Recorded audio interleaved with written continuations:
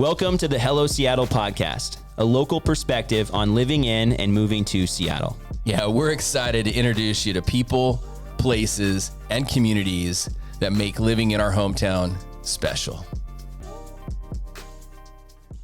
Hello, Seattle. I'm your host, Zach McDonald. And I'm your host, Dan Keller. We got a really, we're going full circle here. We're going back to the beginning of Zach and Dan. Wow, that's kind of wild. We kind of are. Well, I'm glad I introduced you. No, it's fun. It's fun. We were talking about having you on, and then we both realized that you were the genesis of our relationship. Yeah. So we're grateful for the intro. Well, Tyler is an incredible insurance professional. That's again how I think I'll let you tell the story because I don't really remember. Well, you weren't there. I was working with Tyler, and you were working with Tyler, and Tyler's like, you need to meet this guy named Dan Keller. And I know Zach was like, I already have a lender. I don't need to meet with him. Oh my gosh. Yeah. So I got introduced to Tyler by a financial advisor and friend, and we were grabbing coffee, and he's like, you need to connect with Dan. And I said, I have a lender already. And he's like, you should probably talk to him. So I did. And I told Dan that. I remember saying, yeah, I got this mortgage lender that I'm working with. And then his follow-up was, how many sales have you closed? And I was like, I got my first one coming up. It's pretty awesome. So I think he knew at that point that I didn't really have a lender. Didn't have a lender. No. You didn't have a lender. Or a business, or to be business. honest. Yeah. Or the need for a lender. Yeah, really, man. But that was like 10 years ago. So Yeah. it's been quite the ride. It's been a great ride. You've done a lot of great things. And what we want to do today, because a lot of the things that you did starting off was working with buyers. I'm a mortgage professional. I work with buyers every single day. And a big part of the transaction is you got to insure the property. Yes, So I know a lot has changed over the last year with insurance. I know premiums have gone up. So what I'd love for you to do today is we're going to have a conversation around insurance, why we need it, what it is, and then what's changed over the last year that we all need to know. But before we do that, we got to talk a little bit about the market right now. DK, you got to give your 1 minute mortgage update. Well, in the last week, rates were up and then they were down. And then they're up. So the Fed spoke yesterday. And the good news about that is the Fed was, again, just very clear that they're not dropping the Fed rate anytime soon, but they left the 3 Fed rate cuts on the table for this year, which is in line with what they've said. So the bond market did pretty good yesterday. So mortgage rate wise, we're still knocking on the door of 6.875 to 7.0 for a 30-year fixed, a good average. So it's not bad. It's not great. We've seen as low as 6.5 over the last probably 30 to 60 days. We've seen as high as 7.375. So we're probably right in the Honest assessment. Do you think that the rate cuts are happening, or is this just a carrot that's being dangled? I'm going to stick to what I've said probably for the last 2 months. I think the rate cuts are happening, but not until Q4. And then we'll see more aggressive rate cuts in Q1 of next year. Do you think you're going to see all 3 this year?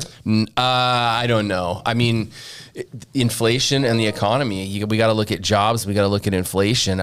They're saying that there's going to be 3. So I don't think they're making that up. They've been pretty clear on that. So here's the thing.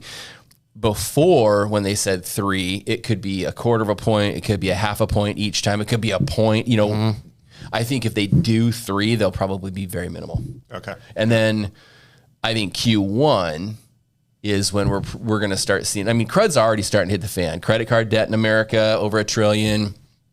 The unemployment or the jobs numbers that came out showed that there were a lot of new jobs, but when they pull back the layers, they're Americans getting second jobs. Yeah. They're not full-time. These aren't great jobs, And so I think we're starting to see, we just got to get Americans to stop spending money. I've been saying this for 2 years. Stop spending money in the government. The numbers will be presented to the government. The government will stop, they'll start reducing rates. So I think that we will see the cuts. We have to honor what they're saying and listen to what they're saying. But I just think they're going to be minimal. I think Q1 of next year is when we're going to see more of an aggressive approach. So for a presidential election coming up, what does that look like?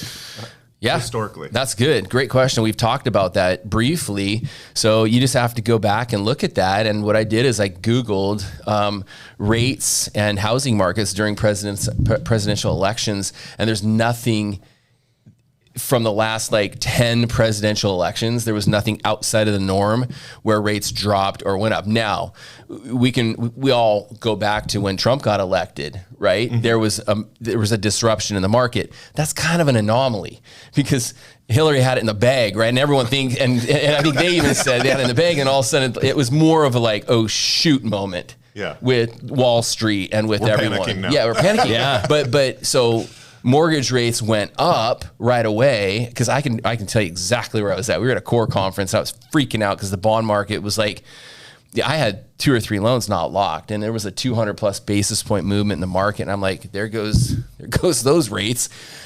So rates went up. And then they settled down. They actually improved and got better. And then we know what happened over his 4 years. There was nothing crazy. In fact, there was a lot of stability. So with mortgage rates and the housing market. So I don't think there's going to be anything. I think that the party that's in office right now does not have a great, let's just use a golfing analogy. Your scorecard's not that good right now, the financial scorecard. And so I think they're going to try to maybe do some things that make the economy look a little bit better or improve, which could involve a Fed rate cut maybe before. I don't know. That's my prediction as a novice. Yeah. Just FYI. Yeah. Well, we've been talking about this for months. Yeah. So it's just interesting because, you look out 6 months to a year and you have a prediction, but then as you get closer to it, things change. So you got to adjust it. It's just part of having a crystal ball. When you're behind in the polling, sometimes you can buy a vote. Yeah. Yeah. It's true. Maybe that's it. I don't know. It's true. It's showing encouragement in the economy. I think that this is my opinion, professional opinion, because this is what I study on a daily basis. It's a lot worse than people think. Like, I think the economy is a lot worse than people think. Someone posted something the other day that the Dow and the stock market under the last 4 years or three and a half years. And I was like, cool, it went up 10,000. Go back and compare other presidents. You have 4 years. It should go up 10,000, right? The Dow should be up. I don't think there's anything crazy there, but you have to understand that the stock market is not not the economy. No, it's 30 companies. The Dow is 30 companies. Yeah, and you got to go into the S&P 500 is 500 companies, right? It's like, go into the trenches in our communities. Sorry, guys. No, but I think a lot of presidents, both, I think Trump and the Biden administration, they put a lot of emphasis to the consumer because the consumer is going to believe that. The economy is go into your communities. Go into your communities right now and look at middle-class America. Are they struggling? They're just really struggling right now because of inflation. And so the economy is the communities. And are they spending? What are they spending on? How are small businesses doing? Stuff like that. My wife and I own a small business. Numbers are down. The cookie shop numbers are down. No, they're not bad, but here's what I can tell you from behind the scenes. Businesses operate on a profit margin, right?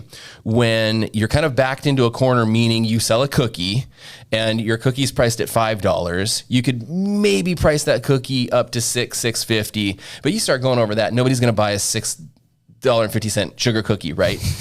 But I mean, they might, but probably not. They might. Some will. Starbucks figured it out. Yeah. They're charging $9 for but coffee. They're not going to buy them. They won't buy. That's coffee. They're not going to buy them at scale like we sell them. Yeah. But then when you go on the backside that the consumer's not seeing, restaurants, bake shops, and you're looking at the price of eggs, the price of butter, the price of flour, the price of sugar, the price of vanilla, 5 main ingredients in all of our cookies, they haven't just doubled. We're talking, 20, 30, 40, 50, 400x. Yeah. Okay, but the price of the cookie stayed the same. So your 30% profit margin just went down to 3%. You can't sustain that. You can't run that. You're going to start seeing some smaller businesses, which we've already seen, some smaller businesses that have been around for a long time getting kind of clamped down and having to tighten up and potentially go out of business. And so the economy is your community, not the stock market. Make sure you pay close attention to that. Well, I think a big thing that is just getting glossed over is the insurance marketplace is in the hardest market it's been in the whole industry's perspective. Yeah. So just to get talking about margins, an insurance company's idea is that they take in $1 and they pay out 97 cents. So that's claims, marketing, overhead, all of that. So they're making 3 cents on the dollar. Yeah. In 2022, the average insurance company, we're talking about Allstate, State Farm, Travelers, Progressive, all these big names, They took in $1 and they paid out $1.12. Ooh. You can't run a business on a 12% loss. Yeah. And so you're seeing in the marketplace, you're seeing these rates go up on auto, on home insurance. Allstate just got approved a 40% rate increase in the state of Washington for homeowners insurance. Ouch. And that's not a flat rate. So some people are going to see a 100% rate increase on their homeowners insurance. Some people are going to see 15%. And that's an industry-wide thing. State Farm is the big dog on the block, and they had a $14 billion underwriting loss on auto and home insurance in 2023. In 2022, it was 13.1. Now, they are profitable because they have other, they sell life insurance and they have financial products and stuff like that. But when it comes to just the pure underwriting profit of auto and home insurance in the United States, all of these insurance companies are losing money on the daily basis. They're hemorrhaging money. Yeah. So let's talk about why. Why are they being impacted by inflation and even go back further, maybe supply chain, 2020? Yeah, just look at the cost to build a house. 5 years ago, we were insuring the replacement cost of a house between $165 and $200 a square foot. And that's for your average, like D.R. Horton home. Okay. And now it's $300 a square foot in the greater King County area. And that's just for your basic level trims. If you start getting into the higher end homes, which a lot of these homes are, we're at $400 a square foot. So that's a 150 to 200% increase. And then you got delays in labor cost permitting. I mean, I'm building a house in King County, unincorporated King County, and we've been dealing with the permitting process for 4 years. And it has to do with wetland and overregulation. I just got a note that the permitting department wanted to know what type of grass seed I was going to plant in the wetland area, because we specified a grass seed, but they wanted a different style of grass seed. And so this is all these delays are increased costs and soft costs. And then you've got manufacturing delays from COVID, and COVID, really COVID had a delayed effect on the insurance industry. During COVID, it was good. No one was driving. People were staying home, taking care of their homes. So the losses were low. After COVID, litigation went up between 25 and 40%. Wow. So just the average damage, physical harm to someone, increased lawsuit 25 to 40%. And then jurors were more empathetic, and they started awarding 25 to 40% more on injury claims. That compound effect on the insurance industry really had a negative effect on homeowners policies and auto liability claims. And then you go with the increased cost of home building, and it's a bad factor for insurance companies to try and make money. Yeah, I've heard that, and I've also seen that. So seeing it firsthand with clients, and stuff. So these are important things if you're a potential home buyer, that it's important up front that you're working with a lender and potentially a real estate agent that's aware of this. They can introduce you to a pro like you that can address this up front. It's a part of the budgeting process. On a standard home, in the past, we've just thrown in on the line item about $75 a month for homeowners insurance on a $700,000 to $800,000 home. That's not there anymore, and so making sure, and that's why we have you on. We use you. I mean, you insure all of my homes. We use you. We need to recommend you more, to be honest with you. I need to see you more. Yeah, you do. But when we first met, we were doing a ton of work together, and it's great to have that go-to insurance professional. And I know Zach too, dealing with homes that you sell on an ongoing basis. When someone calls you and says, "Oh my goodness, my basement flooded. What do I do?" Because that's what happens. They call me, they call you. Having a guy like you that we can go, "Hey, let me loop in Tyler real quick. Let me loop in Tyler's team real quick. Here's what we need to do." You saved my butt on a claim. We had a little bit of an issue on our last house, and I'd let my wife take care of it. And you call me, you text me, you're like, "Dude, WTF? I was like, why are you making this claim? You got another claim. What are you doing this claim? And I was like, what do you mean? And you were like, call me next time. I just figured it was small. It was no big deal. But we ended up canceling it. Yeah. But these are reasons why. I didn't know. And these are reasons why it's great to have a guy like you in our corner. Well, there's big changes when it comes to just the underwriting. Obviously, when a company's not making money, they have to tighten up their underwriting guidelines to make sure they can be profitable moving forward. And so what insurance companies are doing now is using the tools at their hand, which is like Google Earth. So they're going to Google Earth. They're looking at the roof. They're looking at trees overhanging the roof of the house you're buying. They're looking at the street view. And they're looking at all these factors. They're even looking at prior losses on the house you're buying. So if there was a water loss in the house you're buying, there's certain companies that won't write that policy because there was a water loss at that home, even though you weren't the owner before. Wow. So they're really tightening up the strings here. And so we, as a frontline underwriter for insurance companies, we're doing the same thing now, where we talk to a client and you say, hey, you're looking at this house. Well, let's look at Google Earth. Are there trees overhanging it? Yeah. What's the roof look like? Is there blotching on the roof? Is it one solid color? What year was the roof replaced? So those are things that like your real estate agent obviously can help you with.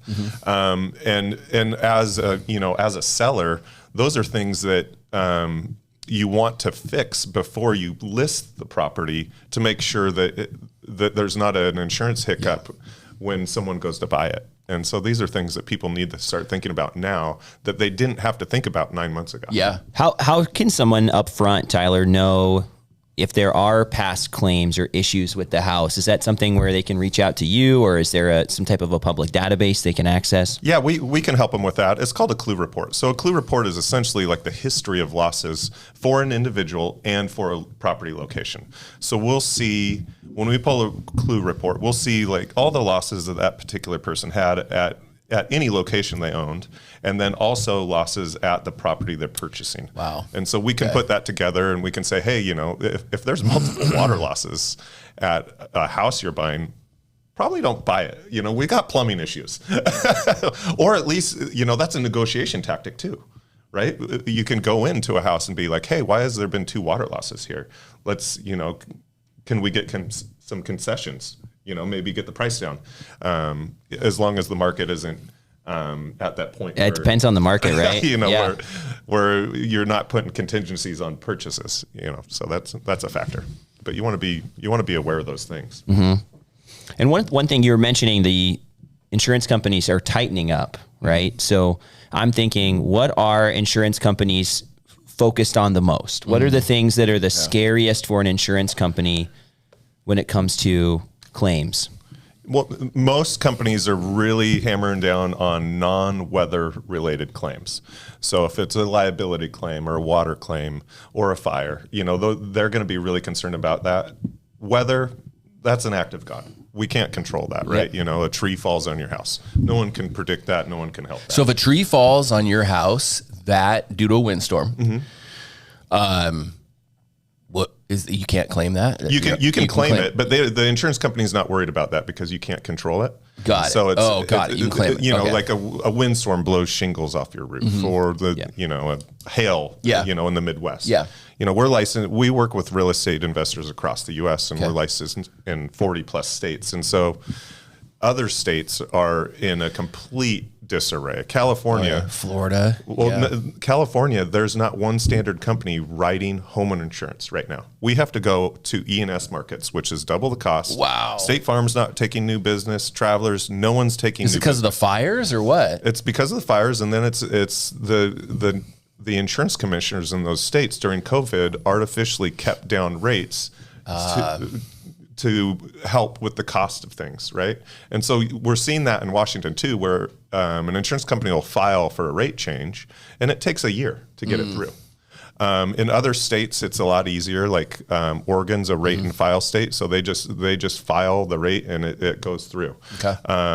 But then you've got these severe weather events in Texas with hail and freezing. It hadn't froze in Texas in a long time, right? Yeah. Well, and we had this earlier this year. We had 4 or 5 straight days of 20-degree weather. Yeah. And Yeah. I got Pipes bursting. Tyler, and we everything. bursted 4 pipes and we didn't call you, dude. No claim. I fixed them all. I wrote the check on my own, dude. that's good work. It was I like brutal. that. Oh yeah. No, obviously, if the claim is Yeah. substantial enough, you Yeah. want to file a claim. But there was a ton of pipe bursts. We were getting calls all day, every day and they don't happen like on the first 2 days. They No. happen. A lot of them happen after When it warmed up. When it warmed up, that was because ours. that's when Yeah. the water starts to show. I was like, we made it. We got No, this you great didn't. house. Boom. Garage completely flooded. Yeah, and that's the problem with a lot of the houses in Washington is the garages aren't insulated Yeah. correctly. I had one in a condo association, and not every garage, but I would say 25% of the garages had pipe bursts because of lack of insulation. And and you can't go after the builder after a certain period of time. It's called the statute of limitations. And so if it was built last year, yes, you can still go back after the builder for that. But for something that was built 5-6 years ago, you're on the hook for that, or the condo association is. So it's put people in a bad spot, and so weather's had a bad effect on the market. So when you say act of God, like a windstorm or a tree falling, does insurance? You say insurance covers that; it's no problem, or they don't? Correct. They do. They cover that. They'll cover that. Okay, Yeah. so let's say neighbor is cutting out a tree on his property. He's like, "I'm cutting this thing down. It's ugly, and it's on my property." And all of a sudden, oh crud! He didn't know what he was doing. He should have hired a company. And part of the tree falls on the neighbor's house and hurts it. He's liable for that. His insurance will cover. Yeah. Okay. He would be liable for that. Cool. Now, a common misconception is that if a tree falls on your house, say the tree's in my yard, it falls on your house. Yeah. I am not liable for that because it's an act of God. Okay. Now, if I cut the tree down and it fell on your house, I am liable for that. Okay. So it doesn't fall on my insurance if the tree is in my yard. Cool. Now, there is one caveat to that. If the tree is in poor condition and you send me a letter and say, hey, that tree is dead, I'm scared of it, I think it's going to fall on my house, that's a circumstance where I could be liable for that because I was made aware of the tree being an issue. So if you do see that, you know, there's a lot of trees in Washington. Yeah. If you see a tree that doesn't look healthy, you know, maybe hire an arborist if you want to go that far, or at least, you know, send a letter, preferably certified, so you can verify that the person actually got it. And that's the only step that you can really take to actually take it off of your liability and put it onto the neighbor's liability. Okay. Yeah. Wow. So we're talking about claims still. What are some of the common claims that you see for homeowners insurance? For homeowners insurance in Washington, the most typical one is tree fall. So, and then, well, recently it was water claims, but a lot of times it's the wind, right? We get those wind storms that really kick up, not super frequently, but frequently enough. And you know, we got a lot of big tree branches that fall on houses. Those tree branches are like spears coming, you know, from 60 feet above with wind, and they'll puncture a roof. And so that's probably the most common. We have a lot of mold. You know, we're a rainy, wet state, and mold cannot be covered sometimes if you know it's a homeowner has the responsibility to maintain the house. It's not, your insurance policy isn't a maintenance policy. It's a sudden and accidental damage policy. Like if you're venting your warm air from your kitchen into the attic for years, that's not the homeowner's insurance's problem. Yeah, when you have that black mold up there, not the homeowner's insurance problem. That's a construction defect. And so, you know, oftentimes that comes down to fighting with the insurance carrier for coverage, and that's where I come in. You know, brokers have that ability to read the policy language, go to the insurance company on the behalf of the client, and try and get them coverage. And a lot of times, you know, there's a new adjuster. They may have not. Insurance language is meant to be somewhat ambiguous. You know, one little comma or one and or the in a paragraph can actually change the coverage. And so I've had that come up with a short-term rental policy and loss of use coverage. Okay. And so they were only going to pay 1 month of loss of use. This was a log cabin in Tennessee. And they were using it as a short-term rental. Yes, but now they can't at all. They can't at all. And so the insurance company was like, well, the policy states 1/12. I'm like, no, it doesn't. You're misinterpreting the language. And he fought me on it. And I was like, well, I have all of these brochures from the insurance company that say they're going to cover for 12 months of loss of rents. And I ended up winning that battle, and they had to pay the 12 months. But, if you're not dealing with a seasoned insurance professional and you have a circumstance like that, you're going to be in a bad spot. And so my job is to protect and advocate for the client. I also advocate for the insurance companies, right, on a frontline underwriting basis. I'm supposed to send them the right type of business. But when it comes to a claim situation, it's our job to help the client with that process. And because they don't know the policy language and they don't have the tools to go about it. I just went up to the highest level of the insurance company and said, hey, look, you're promoting this and you're not holding your word. Yeah, fair enough. So hold up to the word. So, I mean, we're talking about coverage. Still, things maybe not covered. I was thinking more about that. What are things that people think might be covered, but aren't usually covered on homeowners insurance? So a common one in Washington State, which you can add an endorsement to the policy on most policies, is service line coverage. So that's the service lines that are from the road to the house. So that section of where they're not in your house, they're in like the ground or above, the most common one is sewer line. So if you're going to buy a new house in Washington, and it's an older one, let's call it 1945 Seattle, and you want to have a sewer scope, because to fix a sewer line, we're starting at 10 grand. And we're getting closer to 20. Yeah, depending on how long the sewer line is. Yeah, or how much of it, or what's involved. Yeah, and so that can, like, if you're an investor and you're buying if you're buying a rental property, that can kill the deal. That can kill your cash flow for the first year or two. So a sewer scope typically costs somewhere around $500 in addition to the inspection you're doing anyways. And I highly recommend that one. That one's typically not covered. Wear and tear. So if the house has old pipes and they just corrode and start leaking, not covered. You can add some seepage coverage typically, but it's, if the loss is big, the seepage coverage may only be, depending on the policy, there's a lot of different forms and endorsements, but it may only be $5,000 to $10,000. And that's not a lot of coverage if the pipe actually, corrodes enough to where there's a large leak and you don't find it right away. Okay. Yeah. What about the differences between primary residence versus a rental property, short-term rental property? What are the differences in coverage there? Are they the same, or? Yeah, so a homeowner's policy is built on a chassis like a car. So every insurance company uses this ISO form, or it's essentially the template to write an homeowner's insurance policy.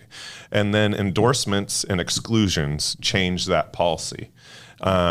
Now, for a short-term rental, you have a home sharing endorsement that you can add to it that adds that language where you can have tenants on a daily, weekly, monthly basis. It just allows it to happen. And there's a charge for that. On a homeowner's policy, the main changes would be you have more personal property coverage because you have belongings in the house. You have personal liability. Nowadays, we have personal injury, which I like to call the "you hurt my feelings" coverage. People get their feelings hurt and they decide to sue other people for that. And so now that's actually included in your personal liability policy. Oh, wow. Okay. Yes. And that's the same thing for a rental property. It's more like discrimination, wrongful eviction, invasion of privacy. Those types of coverage are fall into the personal injury portion of a rental property. Interesting. Yeah. Okay. Well, that's super helpful info just to kind of get a feel. We were talking about some different claims, and Dan even mentioned that he handled some things on his own. I've done the same. When is it appropriate to file a claim? When would you, as an insurance person, knowing all that you know about how it works and how your rates are affected and how the home and property are affected, when would you file an insurance claim versus paying out of pocket? Well, I think that is an individual conversation with your insurance agent. So it's benefit versus pro con. Yeah. What's the pro of filing it? How much is the damage? What is the effect on your insurance moving forward? And we have now moved our deductible to $2,500 for most homeowners policies, with the idea that you're not making a claim on your home unless it's under $5,000, or over $5,000, excuse me. Okay. So if it's under $5,000, we're recommending that you pay for that out of pocket. Because if you have claims on your home, if you have one claim, it's not terrible. Your rates are going to go up 25%. Now this is obviously changed in the last 9 months to a year. You could be canceled for making a water claim on your house. So if it's substantial, over $5,000, we're probably making the claim. But I think each case is an individual circumstance, and so I request that my clients call me first, and then we have a discussion. Like, what's your risk tolerance here? Can you afford it? One, maybe you can't afford to pay $5,000 out of pocket. Okay, well then we're probably making the claim, right? But each one is individual. You definitely want to try and stay away from water or liability claims like that. Obviously, you can't prevent a liability claim. Most of the time when you have a liability claim, you've been served. And it's like, oh, I got a notice from a lawyer. This is scary.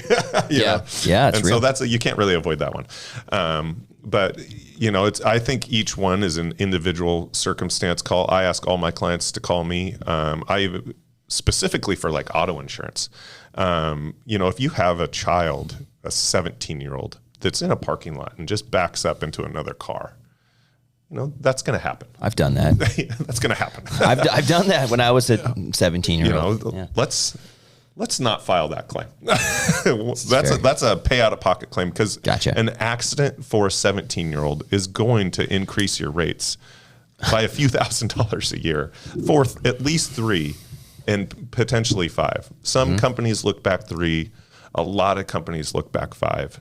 And so for small claims in a car with young drivers, or even old guys like us, that's a pay out of the pocket. And so I recommend we pay out of pocket for a lot of those smaller claims. Obviously, if it's a rear end or something with substantial damage, you're going to file a claim.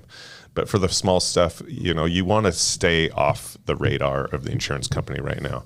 I'm recommending that people don't even file glass claims, because people will look back. Like, I have some clients, it's like, do you get hit every 6 months? Do you get hit with a rock every 6 months? I mean, let's you're just bad luck, and maybe that's worth raising the rates. Part of the problem, though, is like, what's it cost to fix a windshield now? Yeah. A Tesla windshield? Yeah. What is it?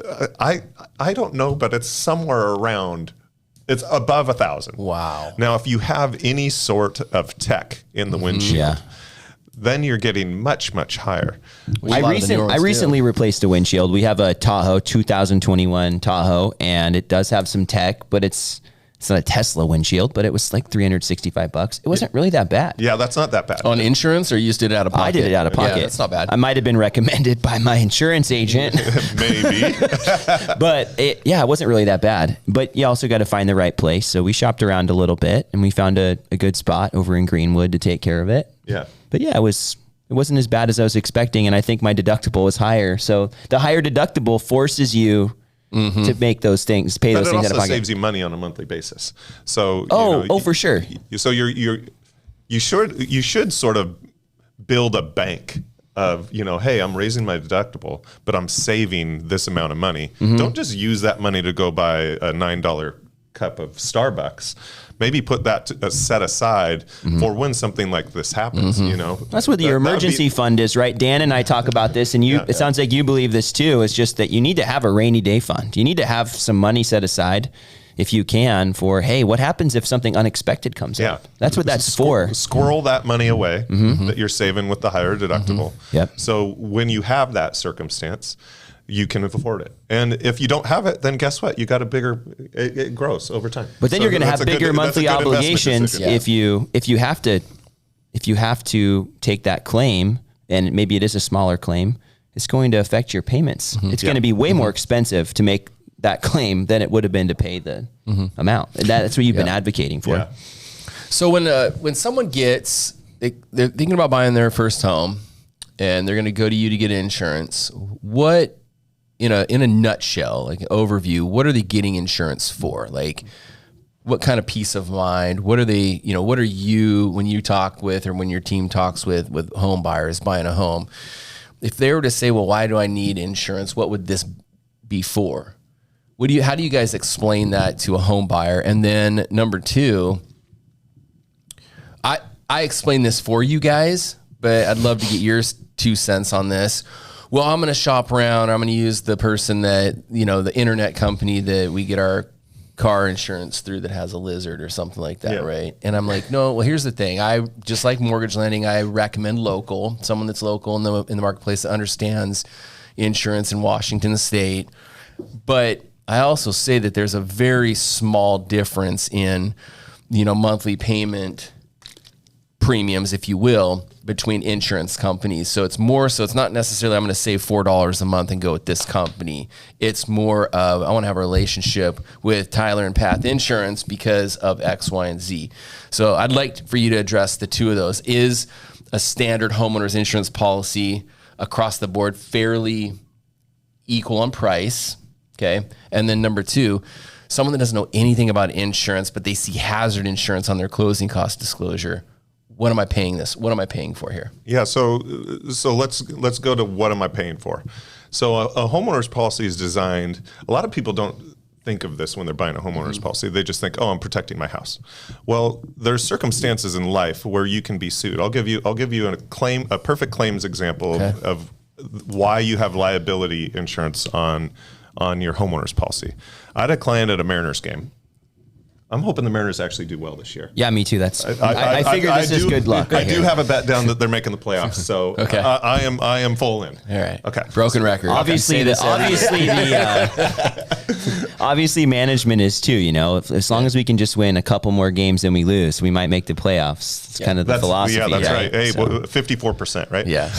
Okay. To get back to the subject, I had a client at a Mariners game. They're in the 300 level. The chairs are sort of close. It's sort of hard to navigate your way through. And so he's walking out to go to the restroom. He trips and falls in front on top of a lady in the row in front of him. Oh, wow. This lady happened to be in her mid 70s. He broke the vertebrae in her neck.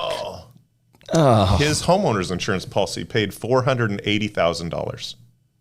Ouch. Yeah, but also, that's awesome. So it's not just protecting your house. It's protecting liability circumstances where you may be at fault for injuring someone and you didn't intentionally do it, right? Or, say someone sues you because your kid, threw a rock or hit a baseball onto the road and they had the swerve and they ended up in an accident because of your kid throwing a rock or throwing a baseball or a basketball rolling out into the road. That has happened to me, minus the accident part. Yeah. Well, if someone could become litigious in that circumstance and want to sue you because you caused them to wreck their car, well, your homeowner's policy would step in and defend you. Okay. Now, if there's an exclusion, like a standard exclusion on a business policy or on an insurance policy is business. So if you're running a business out of your home and you get sued because of that business, your homeowner's insurance policy isn't going to step in for that. Okay. So that's a common thing that people don't think about when they're buying a homeowner's insurance policy, is that it protects you against lawsuits that you may injure someone or you may have slandered someone and they're suing you and you didn't intend to do it. Even if you're not at your home. Correct. Interesting. Yeah, correct. And then just from the basics of, hey, I need a homeowner's policy. What if the power goes? I've had this happen before. The power went out. I was not me, but I had a client cooking. It's an electric stove. They're cooking, and the power goes out. Well, the first thing you do when the power goes out is you go look for candles. Yeah. Right? I can't see. I need to go look for candles. I need the light. I need to be able to see in my house. Well, then you forget about the stove being on. Yep. Oh, well, I'm going to go down. I'm going to take a walk. I'm going to take a walk with the dog. The power's out. Makes sense. I don't want to sit in my house. And then while you're on this walk, power goes back on, the stove turns on, and now you have a kitchen fire, right? So you have a kitchen fire.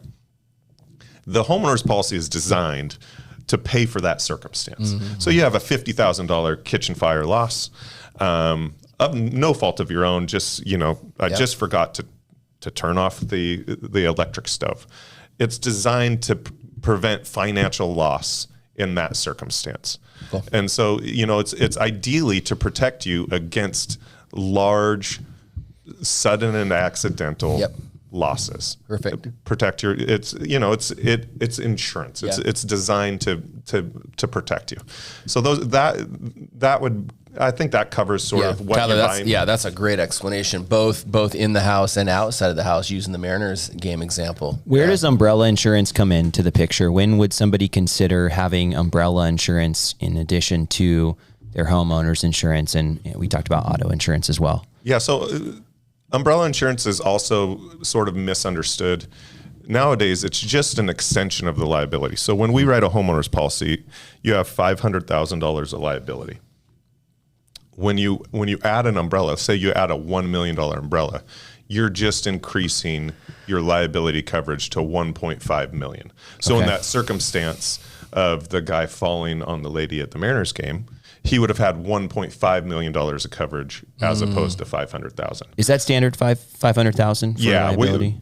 Excuse me. Our agency only writes $500,000 of liability coverage for homeowners policies. Okay. The cost difference to drop it down to $300,000 is $20 a year. So mathematically, that doesn't make sense. That doesn't make sense. And You're your average, for a 2-car, 1-house household, an umbrella policy costs $200 a year, roughly. Yeah.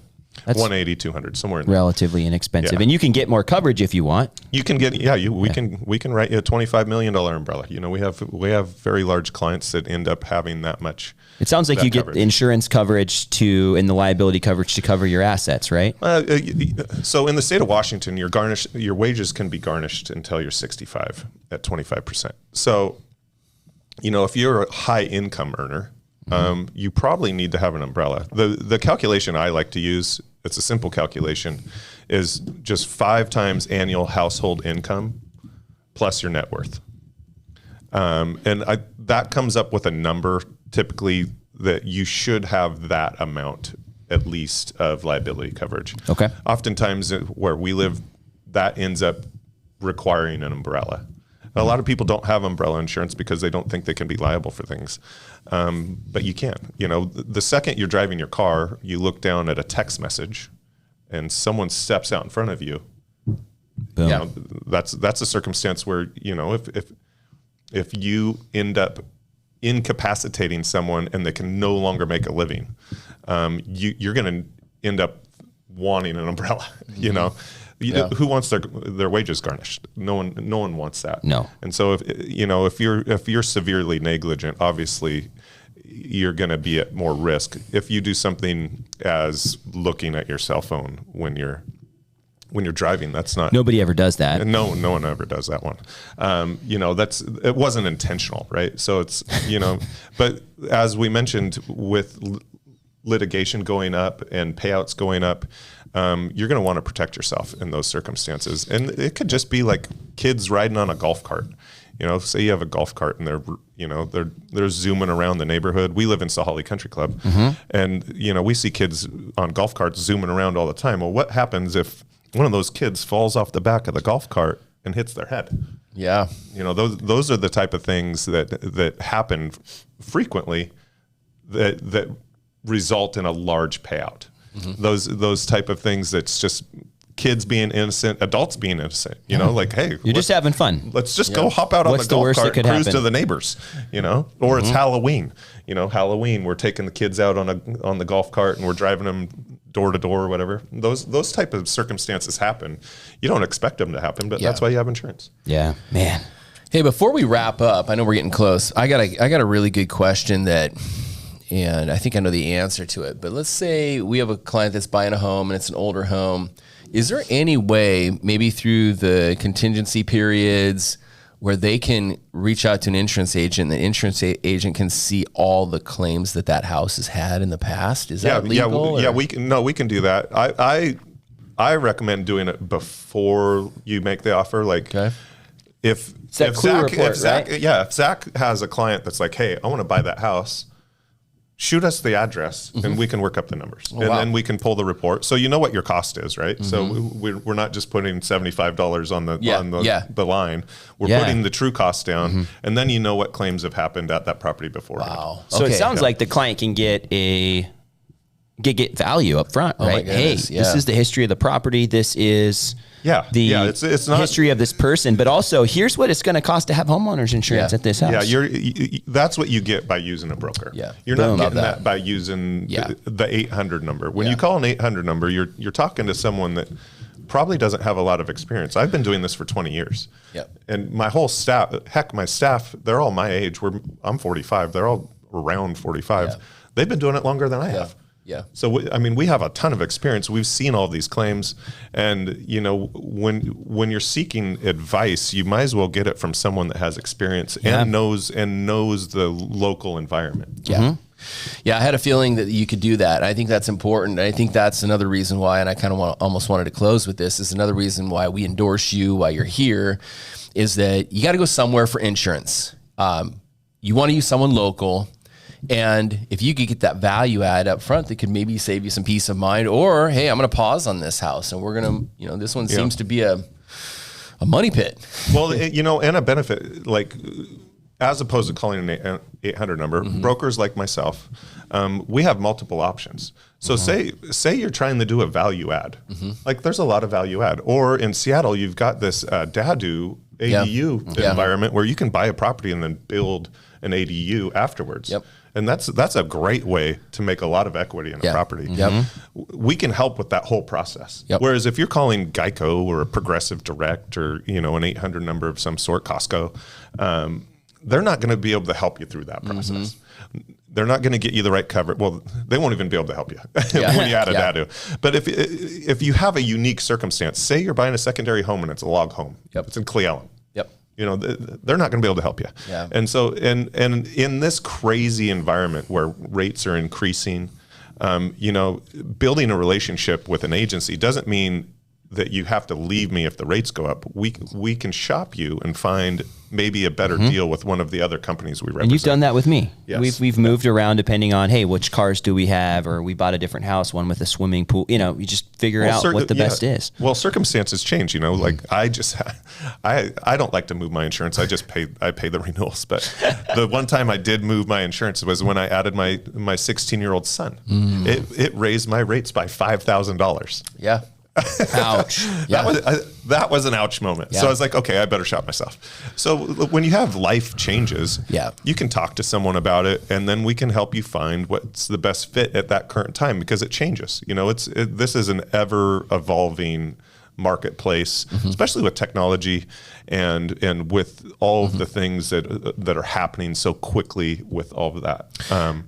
We see a lot of condos in the greater Seattle area too. So you guys offer the walls and the HO6 coverage as well, Yes, yes. We write a lot of those. You want to explain that policy real quick, which is required by Fannie Mae, Freddie Mac, FHA. So let's talk about that real briefly. Yeah. So most of the time when you're buying a condo unit, the condo association insures the whole building, and then you're responsible for the studs in. So the fixtures, the sheetrock, all that flooring, appliances, all that. And nowadays, gosh, it didn't used to be a large number. If you're buying a condo that's 1,300 square feet, you probably need to have $130,000 to $200,000 of building coverage for your condo.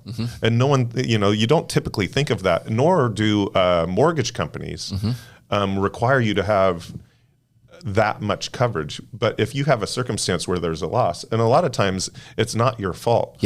If you have neighbors above you, I see this all the time, where there's a water loss. Maybe they just left the tub running and they forgot. And it overflows down into your unit. You're responsible to fix your unit.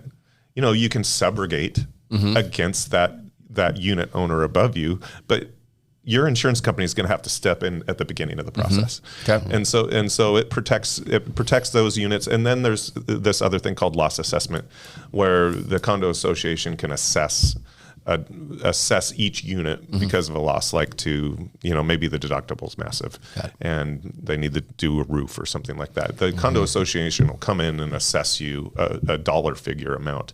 And that's included on those condo policies as well. Special assessments? Special, that's a little more tricky conversation. Yeah, because that's like deferred maintenance, right? You talk about wear and tear is not included. Yeah. So I was thinking like, okay, well, the roof needs to get replaced and the windows need to get replaced. We're not a maintenance policy. Exactly. Exactly. That's why I asked, because those come up, right? Yeah. People, and it seems unexpected. Hopefully it's not. I talk about that with clients up front. And hey, we're looking through the budgets, we're looking through the condo reports, and we're getting to see, okay, yeah, well, this is coming up. These are the expenses you're going to have. Maybe you are going to be paying out of pocket. Yes. But insurance isn't going to cover that situation, right? Yeah. Yeah. That's one of those things with condo associations that you got to be really diligent about. You have to look at the roof, because those things wouldn't be covered by insurance, right? And so you can be assessed a lot of money for that type of stuff. Okay.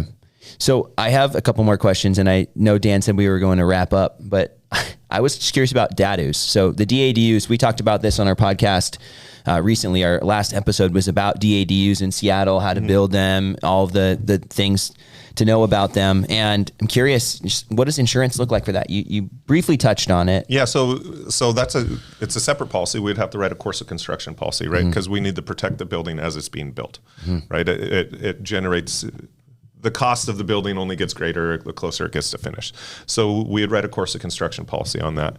And then your plan, depending on what you're going to do with the DADU, if you're going to rent it out, then after the finish and it's occupied, then we would need to write a rental property policy for that particular DADU.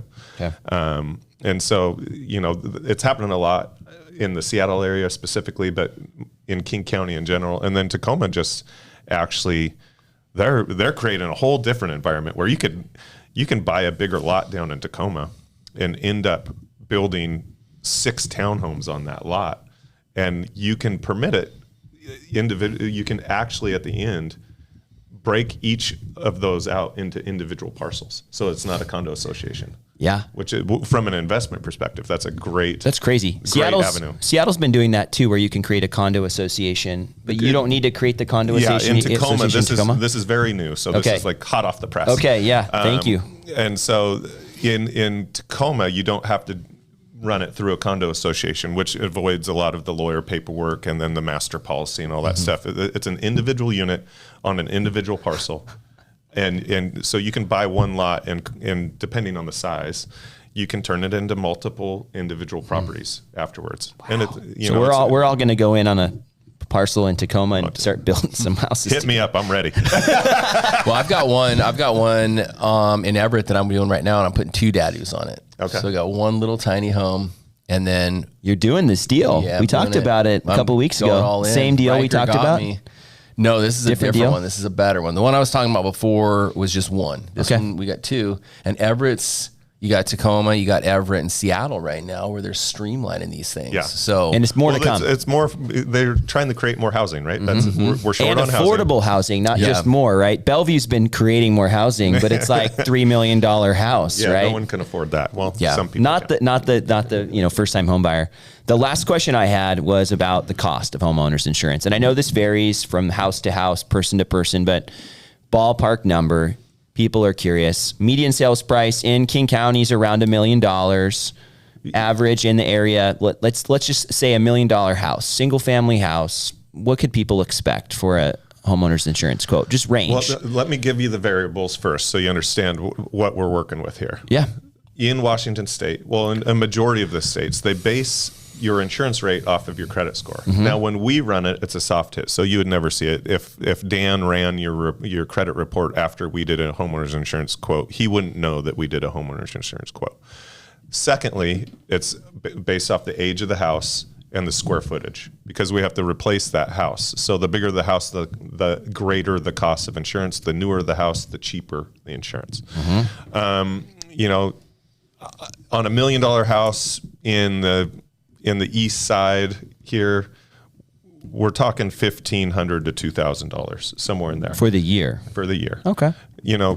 9 months ago, I would have probably said 1,000. I was just thinking that. I was thinking it was closer to 1,000 too. Yeah, 9 months ago, I would have said 1,000. Does it matter if the house is built in 1958, but it was fully like brand new renovated 2 years ago? The simple answer is no. Okay. So you're going off original. Yeah, they're going to go off original build. Wow. Roofs are a factor. They'll factor that in. Okay. But they're going to base it off the bones. Okay. I think that will change. Okay. 2025. I think they'll be able to have a more. Part of the problem is you're filing with the state. You're filing your rates with the state as an insurance company. Yep. And building that into your rate structure and then having it approved by the Insurance Commissioner of Washington isn't an easy thing to do. And so I think as systems get smarter, AI gets more involved, you're going to see a more adjustable rate when it comes to upgrades like wiring and plumbing on those older homes. Makes sense. Great. Thank Great you. info today, man. This is amazing. Yeah. I Well, learned. I'm glad I introduced you guys. Yeah, we are too. I mean, I feel like I learned a lot today. I knew some of the answers, but there are some new things that I've learned here today. Hopefully, Dan learned a few things too, and I'm not the only one learning. Yeah, absolutely. Well, Seattle, goodbye.